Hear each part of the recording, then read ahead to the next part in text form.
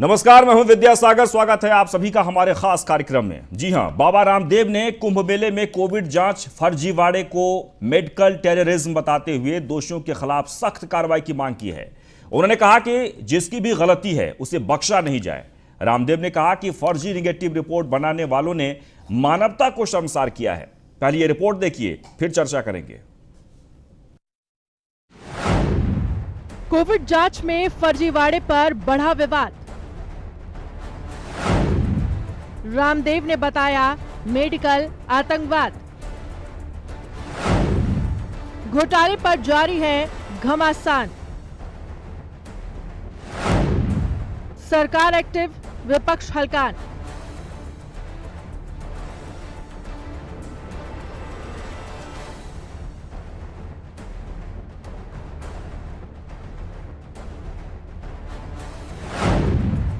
हरिद्वार में कुंभ मेले के दौरान हुए फर्जी कोरोना जांच घोटाले पर विवाद बढ़ता जा रहा है। योग गुरु बाबा रामदेव ने पूरे घोटाले को मेडिकल टेररिज्म करार दिया है। बाबा रामदेव का साफ कहना है कि इस घोटाले के दोषियों के खिलाफ आपराधिक मुकदमा चलना चाहिए। बाबा ने साफ कहा है कि जिसने भी गलती की है उसने मानवता को शर्मसार किया है और ऐसे लोगों को बख्शा नहीं जाना चाहिए। कोरोना जांच घोटाले को मेडिकल टेररिज्म कहने पर कांग्रेस बाबा रामदेव पर भड़क गई है। उत्तराखंड कांग्रेस के प्रदेश उपाध्यक्ष सूर्यकांत धस्माना का कहना है कि रामदेव घोटाले को मेडिकल टेररिज्म बताकर जनता का ध्यान भटकाना चाहते हैं। कांग्रेस ने फिर से इस घोटाले की न्यायिक जांच की मांग उठाई है। ये महा घोटाला है और ये मेडिकल टेररिज्म है, फलाना किसने करा है मेडिकल टेररिज्म? ये मेडिकल टेररिज्म त्रिवेंद्र सिंह तीरथ सिंह की भारतीय जनता पार्टी की सरकार के संरक्षण में हुआ है। ये महाकुंभ में जो लाखों लोग आए हैं उन लाखों लोगों के साथ धोखा हुआ है। ये पूरे देश के साथ जो लाखों लोगों की जान चली गई और करोड़ों लोग संक्रमित हो गए उनके साथ धोखा है। ये देश के साथ धोखा है। ये आप ध्यान बटाने के लिए मेडिकल टेररिज्म है, फलाना है, अलाना है। अरे भाई, आप सीधा बोलिए कि कोरोना की जो जांच हुई है, क्योंकि जांच सरकार ने बैठाई। वही कोरोना जांच घोटाले को मेडिकल टेररिज्म कहने के बाबा रामदेव के बयान पर भाजपा के नेता कुछ भी कहने से बच रहे हैं और घुमा फिराकर बात कर रहे हैं। हम एक ऐसे राष्ट्र के रहने वाले हैं जिसमें कई प्रकार की पद्धतियां काम करती हैं। चिकित्सा के क्षेत्र में आयुर्वेद भी है, एलोपैथी भी है और सबका सम्मान है, सबका अपनी जगह पर महत्व है। इसलिए हम किसी को ये नहीं कह सकते हैं कि ये फर्जी है, ये खराब है, ये अच्छा है। इसलिए हर पैथी का अपने स्थान पर महत्व है। उत्तराखंड आए नहीं, कभी कुंभ में आए नहीं, उनकी जो जांच है वो नेगेटिव दिखाई गई। तो पहले ही हम कहीं ना कहीं इसमें उत्तराखंड शर्मिंदगी महसूस कर रहा है और उस पर इस प्रकार के बयान बाबा रामदेव द्वारा किए जाना बहुत ही दुर्भाग्यपूर्ण घटना है। कुंभ में कोरोना जांच के नाम पर हुए महाघोटाले में पक्ष विपक्ष में घमासान मचा हुआ है। हर रोज नए खुलासे हो रहे हैं। पूरा मामला हाई प्रोफाइल है और एसआईटी जांच में कई सफेदपोश इसमें फंसे दिखाई पड़ रहे हैं। वहीं मुख्यमंत्री तीरथ सिंह रावत इस पूरे मामले में जांच के बाद कड़ी कार्रवाई का ऐलान कर चुके हैं। अब उम्मीद की जा रही है कि जल्द ही इस फर्जीवाड़े में गिरफ्तारियां भी होंगी और लाखों लोगों की जान खतरे में डालने वाले सलाखों के पीछे दिखाई पड़ेंगे। News 1 India, Dehradun.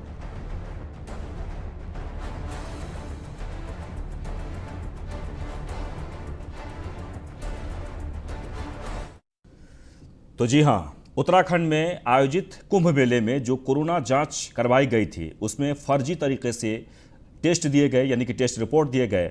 और ऐसे में अब लगातार राजनीतिक तूफान चल रहा है। सबसे महत्वपूर्ण यह है कि सरकार की तरफ से, खासकर मुख्यमंत्री की तरफ से ये तो कह दिया ही गया कि इस मामले की जांच चल रही है और जो भी इसमें दोषी पाया जाएगा उसे बख्शा नहीं जाएगा। लेकिन विपक्ष बार बार ये कह रहा है कि मुख्यमंत्री, यानी कि पूर्व मुख्यमंत्री और वर्तमान जो मुख्यमंत्री हैं, वो दोनों एक दूसरे पर टाल रहे हैं। इस मामले में सिर्फ और सिर्फ ध्यान भटकाने की बात हो रही है। लेकिन बाबा रामदेव ने योग आज विश्व योग दिवस है और इससे पूर्व संध्या पर जो एक कार्यक्रम हुआ था, उस कार्यक्रम के दौरान उन्होंने कहा कि जो हरिद्वार में जो हुआ है वो मेडिकल टेररिज्म है, और इस बात को लेकर एक बार फिर से राजनीति शुरू हो गई है। हमारे साथ देवेंद्र भसीन, प्रवक्ता बीजेपी के, जुड़ गए हैं। बहुत बहुत स्वागत है आपका। अनूप नौटियाल, समाज सेवी, आपका भी बहुत बहुत स्वागत है। और नवीन पिरशाली भी जुड़ गए हैं, जो प्रवक्ता आम आदमी पार्टी के हैं। बहुत बहुत स्वागत है आपका। सबसे पहले देवेंद्र भसीन साहब के पास हम आना चाहेंगे कि बाबा रामदेव के इस बयान से क्या आप इत्तेफाक रखते हैं? क्योंकि कांग्रेस यानी विपक्ष की तरफ से कहा जा रहा है कि बाबा रामदेव सिर्फ ध्यान भटकाने के लिए ये बात कह रहे हैं। बात मुख्य ये है कि जो प्रकरण सामने आया उसमें सरकार का क्या दृष्टिकोण है, इस बारे में केंद्र सरकार के द्वारा सूचित करने पर राज्य सरकार ने तत्काल कार्रवाई करी और उस पर एक SIT जांच बिठा दी गई है। हमारे मुख्यमंत्री जी ने बहुत साफ शब्दों में कहा है कि इसमें किसी प्रकार से भी कोई ढिलाई नहीं होगी और कोई भी होगा उसे बख्शा नहीं जाएगा। सरकार की नीयत बिल्कुल साफ है कि वे इस घोटाले में शामिल कंपनियों को और अन्य लोग जो इसमें सम्मिलित हैं उनके बारे में कोई भी नरमी बरतने वाली नहीं है और SIT ने अपना काम शुरू कर दिया। ठीक है, उस पर तो कार्य चल रहा है, ठीक है, जी, उस मामले की जांच हो रही है। सबसे महत्वपूर्ण बात यह है कि मेडिकल टेररिज्म, आपने देखा कि कोरोना काल में मेडिकल का कितना बड़ा योगदान रहा है, डॉक्टरों का कितना योगदान रहा है, लेकिन बार बार बाबा रामदेव ये बात दोहराते हैं। उन्होंने कहा है कि जो घटना वहां पर हुई है वो बहुत ही शर्मसार करने वाली घटना है। ठीक है, हम भी ये मानते हैं, आप भी ये मानते हैं, इस मामले की जांच हो रही है, लेकिन मेडिकल टेररिज्म को लेकर क्या आप इत्तेफाक रखते हैं? देखिए, कोरोना काल में जिस प्रकार से लाखों लोगों का जीवन बचाने के लिए हमारे सभी पैथी के लोगों ने, एलोपैथी के लोग हों या अन्य पैथी के लोग हों, उन्होंने कार्य किया है, वे सभी सैल्यूट के हकदार हैं। हम उनको सलाम करते हैं। तो निश्चित तौर पर उनका जो योगदान है उसे कोई इनकार नहीं कर सकता, लेकिन एक घटना विशेष को लेकर के हम पूरी व्यवस्था को ही कटघरे में खड़ा नहीं कर सकते। हमें जो एलोपैथी है या अन्य पैथियां हैं जिनके द्वारा कार्य किया गया है और लोगों की जान बची है, और कोरोना के जो फ्रंटलाइन वॉरियर्स हैं उन लोगों ने अपने जीवन को खतरे में डाल करके काम किया है और कई जीवन चले गए हैं, तो निश्चित तौर पर हम उनके योगदान को किसी को भुला नहीं सकते और ना ही हम ये कह सकते हैं कि उन्होंने कोई ऐसा गलत काम किया है। कुछ लोगों की गलती से, कुछ बेईमानों की गलती से, लालच से। तो फिर इस बयान का क्या मतलब है देवेंद्र जी, इस बयान का क्या मतलब है? विपक्ष का तो ये कहना है कि वो आपका काम कर रहे हैं, ध्यान भटकाने के लिए कहा जा रहा है। देखिए, कांग्रेस तो बयान बहादुरों की पार्टी है। ये कोरोना काल में भी घर में बैठे रहे, अभी ले ही लेते हैं जवाब। एक मिनट रुकिए देवेंद्र भसीन साहब, ले लेते हैं। सबसे पहले अनूप नौटियाल साहब, आपके पास हम आना चाहेंगे। बाबा रामदेव ने कहा है कि जो भी हुआ है उत्तराखंड में, खासकर हरिद्वार में कोरोना को लेकर जो फर्जीवाड़े रिपोर्ट दिए गए हैं, वो सिर्फ अपराध ही नहीं है बल्कि मानवता को शर्मसार करने वाला है, और ये एक मेडिकल टेररिज्म है। बड़ी शालीनता के साथ एक बात बोलना चाहूंगा जी। आपने मुझे अपने कार्यक्रम में आमंत्रित किया है। मेरा बाबा रामदेव से कोई लेना देना नहीं है और मैं उनके बारे में कोई बात नहीं करना चाहता। मैं उस बयान पे बात करना चाह रहा हूँ। बाबा रामदेव का भी योगदान बहुत है, मैं उसको नकार नहीं रहा हूँ, मैं बयान पे बात करना चाहता हूँ। बोलना है या ना बोलना, उत्तराखंड के इस मामले से उसका कोई लेना देना नहीं है। मैं आपको कुछ तथ्य दूसरे बताना चाहूंगा और आपके दर्शकों को ज्यादा महत्वपूर्ण चीज ये है कि जो हरिद्वार महाकुंभ का जो क्षेत्र है, और मैं मिस्टर देवेंद्र भसीन की बड़ी रिस्पेक्ट करता हूँ, मैं एक्चुअली उनकी नॉलेज में भी इस बात को लाना चाहूंगा कि जो पूरा कुंभ क्षेत्र है, उस पूरे कुंभ क्षेत्र का आज तक एक बार भी टेस्टिंग का डेटा सामने नहीं आया। देखिए, बड़ी महत्वपूर्ण चीज मैं आपके साथ शेयर कर रहा हूँ। असल में जो कुंभ मेला क्षेत्र है उसमें हरिद्वार जिले के अलावा देहरादून जिला, उसका ऋषिकेश, टिहरी जिले का मुनि की रेती और पौड़ी जिले का स्वर्ग आश्रम महाकुंभ के दौरान और महाकुंभ की समाप्ति के 1.5 महीने बाद आज तक हमारे को महाकुंभ का एक आंकड़ा नहीं मिला है। ये नंबर 1 प्रॉब्लम है। दूसरी प्रॉब्लम ये है कि हमारा जो स्टेट बुलेटिन है वो हमें बताता है कि हरिद्वार जिले में अप्रैल के महीने में 6,291 टेस्ट हुए, लेकिन राष्ट्रीय मीडिया में बार बार ये आ रहा है कि हरिद्वार में 4 लाख टेस्ट हुए। तो क्या 4 लाख सही है या 6 लाख सही है? तो ये मेरे को लगता है, मेरे दृष्टिकोण से ये ज्यादा महत्वपूर्ण मुद्दे हैं बनस्बत किसी XYZ ने क्या उसके लिए। मैं ठीक है, आपने जो सवाल उठाया है वो ठीक है, लेकिन सवाल इस वक्त ये है कि बाबा रामदेव के आयुर्वेद को हम लोग नहीं नकारते हैं, सब लोग बहुत ही दिल से लेते हैं, बहुत सारी ऐसे कारगर दवा हैं जो काम भी आ जाता है, लेकिन क्या मेडिकल टेररिज्म, इस बयान से आप कितना इत्तेफाक रखते हैं? मैं विद्यासागर जी आपको वही बता रहा हूँ, मैं किसी व्यक्ति विशेष में इंटरेस्टेड ही नहीं हूँ। नहीं, हम व्यक्ति विशेष को लेकर नहीं कह रहे, हम बयान को लेकर कह रहे हैं। आप बयान पे जवाब दीजिए, क्योंकि आप समाज सेवी हैं। देखिए, आपको किसी पॉलिटिकल व्यक्ति से कोई लेना देना नहीं है, किसी से भी नहीं है, आप सही बात कहेंगे। मैं देखिए स्वतंत्र आवाज हूँ, जी। मेरे लिए XYZ किसी का कोई महत्व नहीं है, मेरे लिए ज्यादा महत्वपूर्ण उत्तराखंड है। मेरे को किसी के बारे में बोलने में कोई गुरेज नहीं। मैं किसी के बारे में कहाँ पूछ रहा हूँ आपसे, महत्वपूर्ण नहीं है कि किसी बाबा ने मैं किसी के बारे में नहीं पूछ रहा हूँ, मैं बयान की चर्चा कर रहा हूँ। क्या मेडिकल टेररिज्म, ये जो इससे पहले भी ये बात हुई थी? वो तो हर जो भी जिसका भी, चलिए आप नवीन प्रशाली जी आप बताइए। नहीं विद्यासागर जी, कोई भी सेंसिबल इंसान होगा वो तो यही इस बात को बोलेगा कि भाई जांच होनी चाहिए, देखो गलत हुआ है ये, इसमें कहीं कोई संदेह ही नहीं है। और कड़ी से कड़ी जांच होनी चाहिए और तुरंत जांच होनी चाहिए और न्यायिक जांच होना चाहिए। SIT is not enough. जी ठीक है, वो जांच तो चल ही रही है, मुख्यमंत्री ने भी ये बात कही है कि इसमें कोई भी बख्शा नहीं जाएगा, जांच शुरू भी हो गई है। हम बार बार जो घटना घटी है उसको हम लगातार अपने चैनल के माध्यम से, अपने कार्यक्रम के माध्यम से उसे कहते हैं ये कि ये जो भी हुआ है गलत हुआ है और किसी एक आदमी के कारण नहीं हुआ है, इसमें बहुत सारे लोग इन्वॉल्व हैं और इसका सिरे से खारिज यानी कि जांच होनी चाहिए और फिर दोषियों को ऊपर कार्रवाई होनी चाहिए। लेकिन आज हम चर्चा कर रहे हैं बाबा रामदेव के बयान को लेकर, जो बाबा रामदेव ने एक बार फिर से दोहराया है कि जो घटना घटी है वो बहुत ही शर्मसार है। इस बात को हम भी मानते हैं, बाबा रामदेव ने ठीक कहा है, लेकिन क्या मेडिकल टेररिज्म ये जो शब्द है इससे आप कितना इत्तेफाक रखते हैं, ये हमारा सवाल है। चलिए नवीन प्रशाल आप बताइए।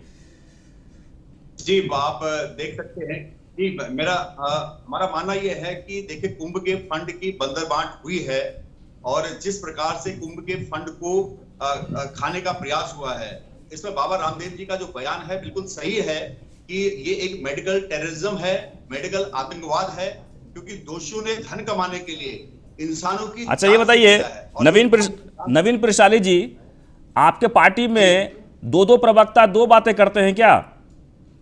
एक प्रवक्ता तो उन्होंने ये कहा है कि ये गलत बात है, बाबा रामदेव ने जो कहा है वो सिर्फ ध्यान भटकाने के लिए कहा है, और आप कह रहे हैं कि बात सही कह रहे हैं। नहीं, देखो उन्होंने ध्यान भटकाने के लिए कहा हो या जो भी कहा हो, लेकिन अगर इसका आप मूल्यांकन करते हैं तो आप पाते हैं कि जो शब्द उन्होंने कहा है मेडिकल आतंकवाद है, तो ये मेडिकल आतंकवाद है, ये मेरा अपना व्यक्तिगत मानना है। अगर मैं आज आपकी बहस में बैठा हूं, मेरा मानना है कि बाबा रामदेव जी का बयान कहीं न कहीं यहाँ की चिकित्सा स्वास्थ्य व्यवस्था और सरकारी व्यवस्था पर प्रश्न चिन्ह खड़ा कर रहा है। उन्होंने बहुत कड़ा बयान दिया है कि मेडिकल टेररिज्म है, क्योंकि हम भी मानते हैं ये मेडिकल टेररिज्म है, क्योंकि इसमें इंसानों की जान से खेलने का काम हुआ है और दोषियों ने धन कमाने के लिए इंसान की जान से खेला है। और अगर आप इसमें देखते हैं, अब ये देखने की जरूरत है, जो SIT बैठी है, जो जांच बैठी है, वो उन मेडिकल आतंकवादियों को ढूंढने में कितना कामयाब होती है, क्योंकि अक्सर देखा जाता है कि जब भी इस प्रकार की जांचें बैठती हैं तो जांचें छोटे छोटे गुर्गों को अपने गिरफ्त में लेकर बड़े सरगनाओं को बचा देती है।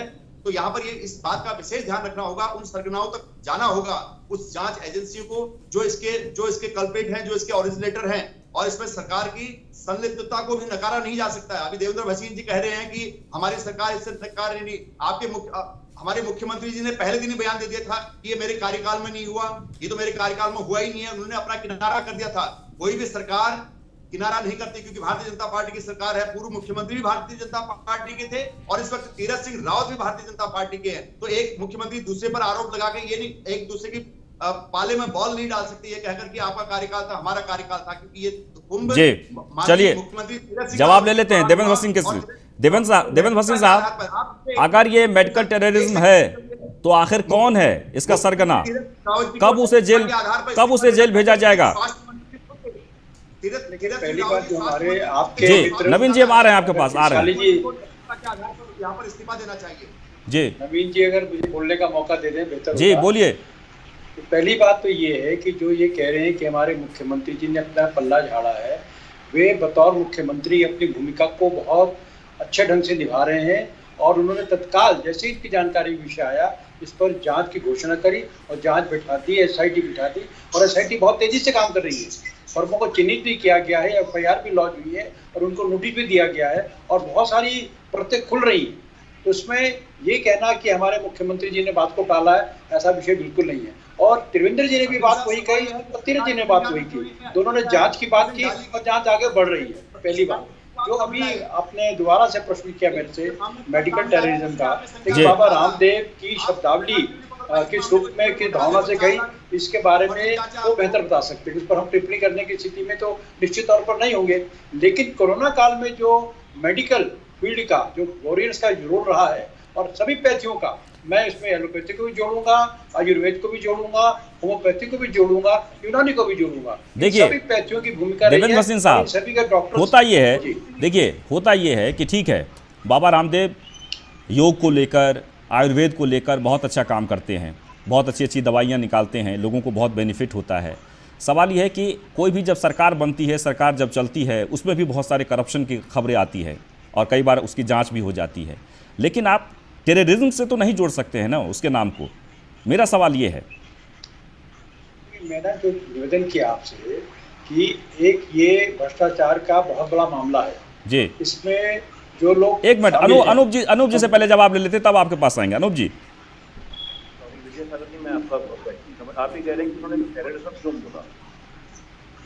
जी देखिए ये तो उनके देखिए मेरा ये कहना है अनूप नौटियाल जी कि बहुत सारी एजेंसियां हैं, बहुत सारे संस्थाएं हैं, कई बार सरकार के कार्यकाल पर सवाल उठते हैं और भ्रष्टाचार के आरोप लगते हैं और जांच भी शुरू हो जाती है। ऐसे ही मेडिकल में पूरे हिंदुस्तान में जिस पर हम डिपेंड हैं, आप कोरोना काल में डॉक्टर ने या बहुत सारे अस्पतालों ने बहुत अच्छे कार्य किए हैं, उसमें गलतियां जिसकी हुई है उसको सज़ा मिलेगी, जांच हो रही है, लेकिन उससे हम टेररिज्म से तो नहीं जोड़ सकते हैं ना। हमारा सवाल ये है। अब विजय सागर की मैं वही कह रहा हूँ, लेकिन उनका अपना पर्सनल चॉइस ऑफ वर्ड है। मैं क्या उनको बोले, उन्होंने जो बोलना था उन्होंने बोल दिया, उन्होंने एक बयान दे दिया, उनका बयान उनका ठीक है, उन्होंने आपको उनका वर्ड सही है, गलत है, वो दैट्स हिज पर्सनल आउटलुक। मैं तो वापस उसी मुद्दे पे आना चाहता हूँ कि ये जो उत्तराखंड का जो हिस्ट्री रही है गवर्नेंस के पॉइंट ऑफ व्यू से, वो इन जांचों से उत्तराखंड के लोगों को कभी भी कोई एक किस्म से कॉन्फिडेंस नहीं रहा कि इसका कोई आउटकम आएगा। और मतलब जो रूलिंग पार्टी है, रूलिंग पार्टी के अंदर भी कई लोग ये कह रहे हैं कि जुडिशियल इन्वेस्टिगेशन होना चाहिए। मेरे को लगता है कि ज्यादा महत्वपूर्ण मुद्दा ये है कि जो पूरा डेटा वाली जो हमने शुरू में बात बोली, वो इम्पोर्टेंट फैक्ट्स हैं। ऐसे तमाम विद्या सागर की बहुत सारे ऐसे छोटे छोटे बड़े बड़े इश्यूज हैं पूरे उसके डेटा को लेकर के, उसके एनालिसिस को लेकर के, जो कि पब्लिक डोमेन में नहीं आ रहे हैं। और जब होता क्या है, देखिए आपका एक बड़ा गंभीर चैनल है, तो आज हमें कुंभ में एक गंभीर मुद्दे के बारे में बात करने के बजाय हम एक, ठीक है वो बड़े बाबा जी हैं, सम्मानित बाबा जी हैं, बहुत बड़े बाबा जी हैं, लेकिन उन्होंने ये शब्द क्यों बोल दिया, वो शब्द क्यों बोल दिया, हम लोग अपना कीमती समय उस चीज में बर्बाद तो नहीं बोलना चाहिए, लेकिन हम अपना समय उस पर लगा रहे हैं। सवाल ये है, देखिए अनूप नौटियाल जी आप बिल्कुल सही कह रहे हैं। उत्तराखंड को लेकर, उत्तराखंड 2000 के बाद से अब तक जो वहाँ पर परिस्थितियाँ हैं, जो समस्याएं हैं, उन तमाम समस्याओं को लेकर हम लोग जिक्र करते हैं। लेकिन बाबा रामदेव कोई साधारण पुरुष नहीं है। बाबा रामदेव करोड़ों आदमी के बीच में हैं, जो उनके प्रोडक्ट वहाँ पर पहुँचते हैं, उनके बातों का, उनके कहने का एक मायने होता है, नोटिस किया जाता है। अगर वो इस तरह की बात कहेंगे तो लोगों का उससे विश्वास कम होगा मेडिकल को लेकर। मैं इसलिए ये चर्चा कर रहा हूँ, इसलिए चर्चा का विषय है ये। तो अगर मैं आपको इसमें अपना बता दूं, ठीक है, मैं फिर उनकी मैं बाबा रामदेव जी की बात का समर्थन करता हूँ। ये एक मेडिकल टूरिज्म है, ये एक बहुत बड़ा फ्रॉड है, और हमें इस फ्रॉड की जितनी तहें हैं उन तहों को निकालना बड़ा जरूरी है, ताकि दूध का दूध और पानी का पानी हो सके। मैं बाबा रामदेव के इस बयान का समर्थन करता हूँ। जी भसीन साहब। जी देखिए, अनूप जी ने एक प्रश्न उठाया था डेटा को लेकर के लिए, कि डेटा निश्चित तौर पर सारा सामने आ रहे हैं, और अभी जो 4 लाख और 6 लाख की बात आ रही है, जो कुंभ का निर्धारित कार्य था, समय था, उसमें 4 लाख टेस्ट की बात है। अब जो 6 लाख का टेस्ट है वो उसके पहले के डेटा को जोड़ने के बाद आ जाता है, तो तभी 6 लाख और 4 लाख की बात आ रही है, पहली बात।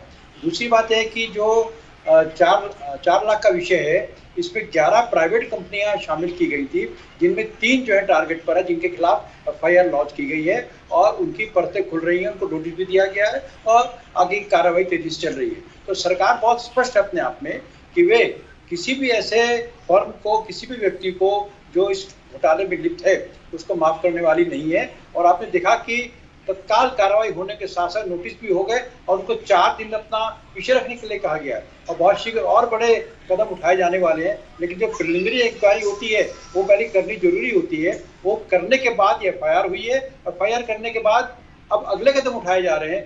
आप देखेंगे कि जो दूध का दूध है वो पानी का पानी होने वाला है और कोई भी व्यक्ति चाहे कितना भी प्रभावशाली आप कहते होंगे वो सामने बचने वाला नहीं है।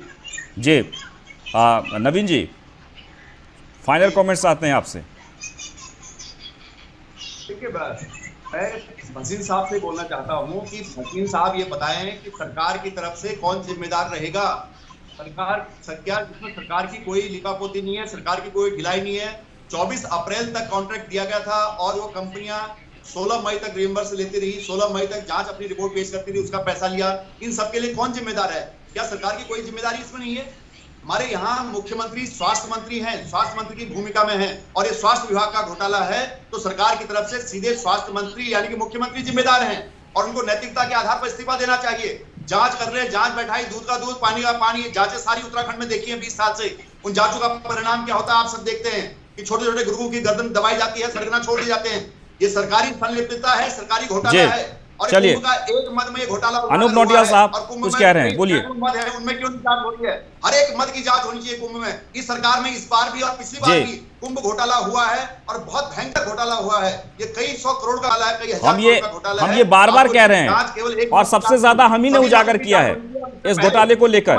ये नवीन पिरशाली जी, ये बार बार हम कह रहे हैं कि आखिरकार जिस कंपनी के फर्जी पते हैं उस कंपनी को टेंडर कैसे मिला, और बार बार हम इसका उजागर भी कर रहे हैं। उस मामले की जांच हो रही है। लेकिन आज जो हमारी चर्चा थी वो इस बात को लेकर कि क्या अगर इस तरह की घटना हुई है, घोटाला हुआ है, तो ठीक है, इस मामले में जांच होगी और कड़ी से कड़ी सजा मिलेगी। लेकिन क्या वो मेडिकल टेररिज्म, ये जो शब्द है, वो कितना उचित है? बहुत बहुत शुक्रिया आप सभी मेहमानों का हमारे इस कार्यक्रम में आने के लिए। और फिलहाल इस बुलेटिन में इतना ही, लेकिन आप बने रहें न्यूज़ 1 इंडिया के साथ।